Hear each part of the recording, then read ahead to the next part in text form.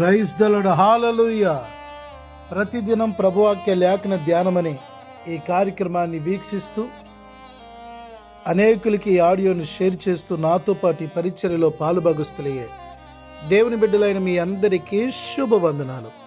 ప్రియులారా, మీరంతా బాగున్నారా? మీ కొరకు నేను ప్రార్థిస్తున్నాను. మీరు కూడా ప్రార్థన యందు పట్టుదల కలిగి ఉండాలని కోరుకుంటున్నాను. నా కొరకు కూడా మీరు ప్రార్థించాలని కోరుకుంటున్నాను. ఈరోజు ప్రభువాక్య లేఖన ధ్యానం ప్రకటన గ్రంథం 2వ అధ్యాయము 10వ వచనాన్ని చదువుకుందాం. బైబిల్లో ఉన్న వాళ్ళు మీ బైబిల్ తెరిచి ప్రకటన గ్రంథం 2వ అధ్యాయం 10వ వచనాన్ని చదువుకుందాం.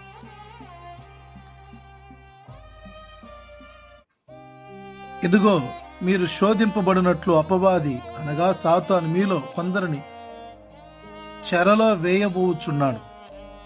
10 దినములు శ్రమ కలుగును, మరణము వరకు నమ్మకంగా ఉండుము, నేను నీకు జీవ కిరీటమిచ్చేదాన్ని.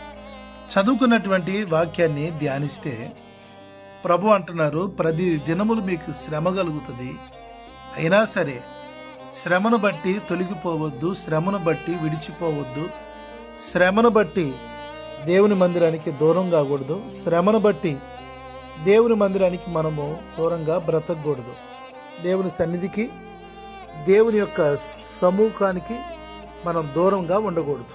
ప్రభు అంటాడు, 10 దినములు మీకు శ్రమ కలుగును, అయినా సరే మరణము వరకు నమ్మకంగా ఉండము, నేను నీకు జీవ కిరీటం ఇస్తా. 10 దినములు శ్రమ నిన్ను జీవ కిరీటాన్ని పొందకుండా చేసేటట్లు చేస్తుంది. శ్రమ వచ్చింది అన్నప్పుడు శ్రమలో నీవు నిలబడాలి. శ్రమ వచ్చింది అన్నప్పుడు శ్రమను చూసి భయపడకూడదు. మన పితరులకి చాలామందికి శ్రమలు వచ్చాయి. కొందరికి సింహాల బోన్లో వేయబడ్డారు, వారు నిలబడ్డారు, జయించారు. కొందరు చెరసాల్లో వేయబడ్డారు, వారు నిలబడ్డారు, చెరసాల బద్దలై జయించారు. కొందరు అగ్నిగుండంలో వేయబడ్డారు, వారు నిలబడ్డారు, సహించి శ్రమను జయించారు. అందుకని ప్రభు అంటాడు, 10 దినముల శ్రమ మీకు కలుగును, కలిగినవని ఆయన వదిలిపెట్టిపోకూడదు, కలిగినవని ఆయన విడిచిపెట్టిపోకూడదు, కలిగినవని ఆయనకు దూరంగా ఉండకూడదు. మరణము వరకు నమ్మకంగా ఉండము, నేను నీకు జీవ కిరీటం ఇస్తానని ప్రభు చెబుతున్నారు. కొందరు మనం చూస్తే ఎక్కడ నమ్మకంగా ఉంటారు? ఈ సంఘంలో నమ్మకంగా ఉండరు, ఆ సంఘంలో నమ్మకంగా ఉండరు, అక్కడ ఇక్కడ ఇక్కడ అక్కడని 10 రకాలుగా తిరుగుతూ ఉంటారు. అలా తిరగటం వలన వాళ్ళు ఇక్కడా బలపడలేరు, అక్కడా బలపడలేరు. ఆధ్యాత్మిక విషయంలో అన్ని చోట్ల తప్పిపోతూ ఉంటారు. ప్రభు అంటాడు, మరణము వరకు నమ్మకంగా ఉండము, నేను నీకు జీవ కిరీటం ఇస్తా. దేవుని జీవ కిరీటం నువ్వు పొందుకోవాలంటే మరణము వరకు దేవుని మందిరంలో నమ్మకంగా ఉండాలి. మందిరంలో ప్రజలు నీ గురించి మంచి సాక్ష్యం ఇవ్వాలి. అలా నీ నమ్మకత్వం ఉండాలి. సామెతల గ్రంథం 27వ అధ్యాయం 24వ వచనంలో, ధనము శాశ్వతం కాదు, కిరీటము తరతరములు ఉంటుంది. ప్రభు కూడా అదే చెబుతున్నాడు, నమ్మకంగా ఉండువానికి జీవ కిరీటం ఇస్తాడు. జీవ కిరీటము అంతము లేదు. ఇక మనకి అంతము లేని ఆ లోకములో యుగ యుగాలు క్రీస్తుతో బ్రతుకుదాం. అందుకనే సామెతలు 27:24లో, ధనము శాశ్వతం కాదు, కిరీటము తరతరములు ఉంటుంది. కొందరు ధనాన్ని చూసి మోసపోయే వాళ్ళు ఉన్నారు, ధనాన్ని చూసి చెడిపోయే వాళ్ళు ఉన్నారు. కొందరున్నారు, ధనం ఇచ్చే వాళ్ళ మీద శాశ్వతమైన ప్రేమను చూపించి వాళ్ళని ఆకర్షిస్తారు, ధనం ఇచ్చే వాళ్ళ మీద ప్రేమను వలకపోస్తారు, ధనం ఇచ్చే వారి మీద ప్రేమను అబ్బో ఎంతగానో కొమ్మరిస్తారు, ధనము ఇచ్చే వారి మీద ప్రేమ మామూలుగా చూపించరు. ప్రభువు చెబుతాడు, ధనము శాశ్వతం కాదు, కిరీటం శాశ్వతం.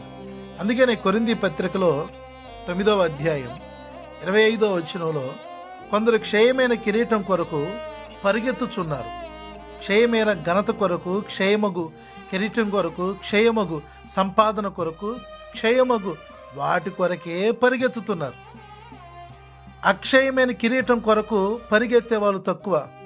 అందరూ అంటూ ఉంటారు మనల్ని అక్కడక్కడ, పాస్టర్ గారు మేము అక్కడుంటే పలానోళ్ళ ద్వారా మేము చేసుకోగలుగుతాము, లేకపోతే మీ ద్వారా మేము ఏం చేసుకోగలుగుతాము, వాళ్ళైతే మాకు దగ్గరకు ఉంటారు, వాళ్ళ ద్వారా మేము పనుషన్లు చేసుకుంటాము, మేము వాళ్ళ ద్వారాగా మేము సాల్వాలు కప్పించుకుంటాము, వాళ్ళ ద్వారాగా మేము పనుషన్లు ఇవన్నీ చేసుకుంటాం, మీ ద్వారా ఎట్ట చేసుకుంటాం పాస్టర్ గారు అంటారు. అంతే, వాళ్ళకి అవసరం ఉన్నంత కాలము మనల్ని వెంబడిస్తారు. మనతో వాళ్ళకి అవసరం తీరిపోయిన తర్వాత మరొకరిని వెంబడిస్తారు. అందుకని వీళ్ళెవరు అంటే క్షయమైన కిరీటాల కొరకు, క్షయమైన ఘనతల కొరకు, క్షయమైన వాటి కొరకు ప్రాకులాడేవాళ్ళు. కానీ ప్రభు చెబుతాడు, లేఖనం తెలియచేస్తుంది, అక్షయమైన కిరీటాన్ని మనం పొందుకోవాలి. యాకోబు పత్రిక 1:12 తను ప్రేమించు వారు అందరికీ వాగ్దానము చేసిన జీవి కిరీటము ఇస్తాడు. తనను ఎవరైతే ప్రేమిస్తున్నారో, యేసయ్యను ప్రేమించే వారికి వాగ్దానము చేసిన జీవి కిరీటాన్ని దేవుడిస్తాడు. ప్రియులారా, వింటున్నారా? వాగ్దానము చేసిన జీవి కిరీటాన్ని మనం పొందుకోవాలంటే దేవుడు మనల్ని ప్రేమించాలి. దేవుడు మనల్ని ప్రేమించాలి అంటే మనం ఎలా ఉండాలి ఆలోచించాలి. ఈరోజు దేవుని కంటే కూడా మనుషుల ప్రేమను కోరుకునే మనుషులు చాలామంది ఉన్నారు. వాళ్ళు ప్రేమిస్తారు, వీళ్ళు ప్రేమిస్తారని వాళ్ళ ప్రేమలకు వీళ్ళ ప్రేమలకు లోనైపోతున్నారు. కానీ దేవుడు నన్ను ప్రేమిస్తున్నాడా? దేవునికి నేను ఇష్టానుసారంగా ఉన్నానా? దేవుడు నన్ను ప్రేమిస్తే నాకెందుకు ఇలా జరుగుతుంది అనే యోచన చాలామందికి అరుదు. హెబ్రీ పత్రిక 3:5 మోషే తన ఇల్లంతటిలో నమ్మకస్తుడుగా ఉన్నాడు. మోషే మరణం వరకు నమ్మకంగా ఉన్నాడు. బైబిల్లో మనం చూస్తే హానోకు మరణము వరకు దేవునికి ఇష్టడుగా బ్రతికాడు, నమ్మకంగా జీవించాడు. బైబిల్లో మనం చూస్తే స్టెఫన్ని మరణము వరకు విశ్వాసము కలిగి యథార్థంగా బ్రతికాడు. 12 మంది శిష్యులను మనం చూసినప్పుడు వాళ్ళల్లో 11 మంది దేవునికి మరణం వరకు నమ్మకంగా ఉన్నారు. ఒక్క ఇస్కరియోతు యోధ ఒక్కడే ధనాన్ని ఆశించి, ఘనతను ఆశించి, దేవుణ్ణి కాదని తునీకిరించి వెళ్ళిపోయాడు. అందుకని తన జీవితం ఉరేసుకొని చావటానికి కారణమైంది. వీళ్ళైనా మనం మనుషులను చూసి కాదు నమ్మకంగా ఉండేది, దేవుణ్ణి చూసి నమ్మకంగా ఉండాలి. అందుకనే దేవుణ్ణి చూసి నమ్మకంగా నడుచుకునే వాళ్ళు ఎప్పుడైనా సరే వాళ్ళు దీవించబడతారు, వర్ధిల్లుతారు. అందుకని మనము మరణము వరకు నమ్మకంగా ఉందాం. పౌలు నమ్మకంగా ఉన్నాడు. అందుకనే నా పరుగు నేను విశ్వాసమును కాపాడుకుంటుని, నా పరుగు కడముట్టించి తిని, నా కొరకు జీవి కిరీటం ఉందని విశ్వాస వీరుడై చెప్పాడు ఆయన. ప్రియులారా, బైబిల్లో మనం కొందరిని చూసినప్పుడు పరిశుద్ధులు మరణము వరకు నమ్మకంగా ఉండి తమ జీవితాలను ముగించుకున్నారు. మనము కూడా దేవుని యందు మరణము వరకు నమ్మకంగా ఉండి పరిశుద్ధతను కాపాడుకుంటూ యథార్థంగా జీవిస్తూ అలా ఉన్నప్పుడు దేవుడు మనను వర్ధిల్ల చేస్తాడు. మరి నువ్వు నమ్మకంగా ఉంటున్నావా? దేవుని సన్నిధిలో నమ్మకంగా ఉంటున్నావా? అపనమ్మకస్తునిగా ఉన్నావా? ఆలోచించాలి. బలా నమ్మకమైన మంచి దాసుడా, ఈ కొంచెంలో నమ్మకంగా ఉండవు గనుక నేను నిన్ను ఆశీర్వదిస్తాను అన్నాడు. బైబిల్లో ఏమో తెలిసిన, నీతిమంతుడైన నీతిమంతురాలైన ప్రమాణము చేయగా నష్టము కలిగిన మాట తప్పడు. కీర్తన గ్రంథంలో ఉంది, నీతిమంతుడైన నీతిమంతురాలైన దేవుని సన్నిధిలో ప్రమాణము చేయగా మాట తప్పరు అని బైబిల్లో రాయబడింది. నీకు ఇంకో మాట చెప్పనా? ప్రసంగి గ్రంథం 5:1 నీవు దేవుని మందిరములో ఉన్నప్పుడు కానీ, దేవుని సముఖములో ఉన్నప్పుడు కానీ, లేదా దేవుని సేవకులతో ఉన్నప్పుడు కానీ, ఏదైనా సరే దేవుని మందిరములో నీవు అనాలోచనగా పలకవద్దు అని బైబిల్లో రాయబడింది. ప్రియులారా, వింటున్నారా? మనుషులు మనుజాషలను బట్టి నడుచుకుంటారు. మనమైతే మన ప్రియుడైన యేసయ్యను బట్టి నడుచుకోవాలి. మన ప్రియుడైన యేసయ్య నమ్మకస్తుడు. ఈరోజు చాలామంది నమ్మకాన్ని కోల్పోతున్నారు.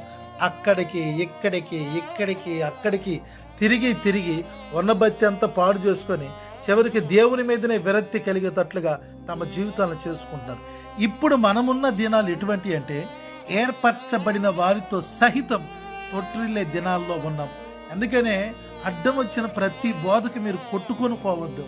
సత్యమేదో అసత్యమేదో బైబిల్ని మీరు యోచించి, బైబిల్ చిత్తానుసారంగా వాక్యానుసారంగా మీరు నడిచినప్పుడు దేవుని కృపకు మీరు పాత్రులు అవుతారు.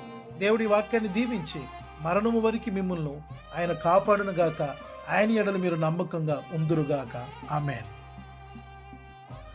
మహాపరిశుద్ధుడా, ప్రేంగల తండ్రి, జీవాధిపతి అని ప్రభువా నీకు స్తోత్రం. మరణము వరకు నమ్మకంగా ఉండము, నేను నీ జీవ కిరీటం ఇస్తాను నేను నీకు అని మీరు తెలియపరిచారు. అవును ప్రభువా, చాలామంది నమ్మకాన్ని కోల్పోతారు. నమ్మకస్తులు అనుకున్న వాళ్ళే అపనమ్మకస్తులుగా మారిపోతూ ఉంటారు. మేమైతే నీ కొరకు నమ్మకస్తులమై జీవించి మీరు మా కొరకు నియమించినటువంటి పరలోక రాజ్యాన్ని స్వతంత్రించుకున్నట్లుగా హక్కుదారులుగా మార్చండి. మీ కృప, బాహుల్యం, దీవెన, ఆశీర్వాదం మా పైన నిలపండి. మీ దయగలిగిన హస్తాలకి మమ్మల్ని అప్పగించుకొనిచున్నాం. మమ్మల్ని కాచి కాపాడండి. ఈ కడవరి చెడ్డ దినాలలో, ఈ అంత్య దినాలలో వారి వైపు వీరి వైపు చూసి విశ్వాసాన్ని పోగొట్టుకొని విశ్వాస విషయంలో భ్రష్టులము కాక తండ్రి విశ్వాసమందు స్థిరపరచబడి నీ సన్నిధిలో నేను కొనియాడుతూ నీ చిత్తాన్ని నెరవేరుస్తూ నీ దరికి చేరే అంతవరకు ప్రభా కుడి ఎడమలకి తొలగకుండా నమ్మకస్తులమై బ్రతుకున్నట్లు మా ఆధ్యాత్మిక విషయాలను ఆధ్యాత్మిక జీవితంలో మాకు తోడయ్యుండి మమ్మల్ని స్థిరపరిచి ఆశీర్వదించండి. ఈ వాక్యాన్ని ఇతరులకు కూడా షేర్ చేస్తూ పాలుభాగస్తులై వారిని దీవించి ఆశీర్వదించమని యేసయ్య నామమున అడుగుచున్న తండ్రి, ఆమేన్. God bless you. ప్రభు మిమ్మల్ని ఆశీర్వదించును గాక.